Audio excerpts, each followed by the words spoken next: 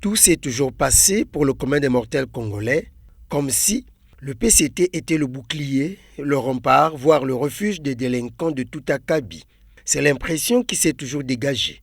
Et justement, nombreux des camarades membres de ce parti au pouvoir semblent confirmer cette impression par leur façon de faire et surtout par leur façon de rendre le service public, en croyant que le fait d'être membre du PCT est bien plus d'occuper une quelconque responsabilité au nom de ce parti au pouvoir, donnerait droit à tous les privilèges au point de croire que même leur incompétence et anti-valeur bénéficiaient d'une certaine protection au nom certainement de la camaraderie politique.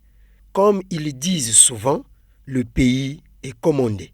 Et pourtant, certains délits commis ça et là par des camarades membres sont exemplairement punis par les lois en vigueur dans le pays, pour ne citer que le cas Marius Okana.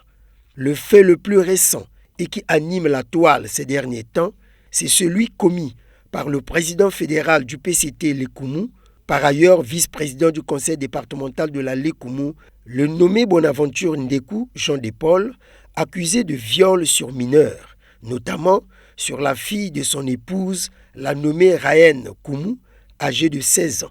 Lui qui pensait certainement que le PCT est une caverne des délinquants et qu'il serait intouchable, a été touché au nom des lois qui régissent le vivre ensemble dans la nation. C'est simplement une illusion que se font certains camarades membres du PCT qui pensent qu'être dans le parti au pouvoir, c'est être au-dessus des lois.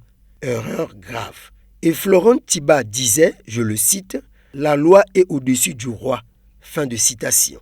Il y a bien des signaux qui peuvent faire dire qu'au fond, le PCT n'est pas une caverne des délinquants. Le tout-puissant Ndeku a été régulièrement interpellé et menotté à ciel ouvert comme il est bien digne d'un délinquant. En présumé coupable, il a été placé à la maison d'arrêt en attendant son procès.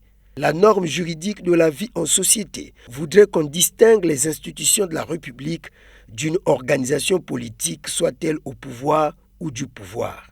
Le président de la République, par ailleurs, camarade président du comité central du PCT, en interpellant les magistrats et même les forces de l'ordre à faire normalement leur travail, n'a jamais dit que les camarades membres du PCT, tels qu'ils soient, hauts dignitaires ou militants à la base, étaient des intouchables. Camarades membres, oui, mais chacun est responsable de ses actes.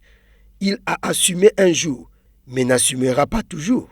Aux camarades membres d'intérioriser ou de se rappeler que le PCT, loin d'être une caverne des délinquants, est un parti au pouvoir dont le credo demeure la révolte contre l'injustice sociale et non le népotisme. Que vos actes honteux ne continuent pas à ternir l'image de votre glorieux parti, si du moins vous êtes des vrais PCTistes. Mais nous savons tout aussi que le PCT est diabolisé à cause des prédateurs et parasites qui l'envahissent jour après jour.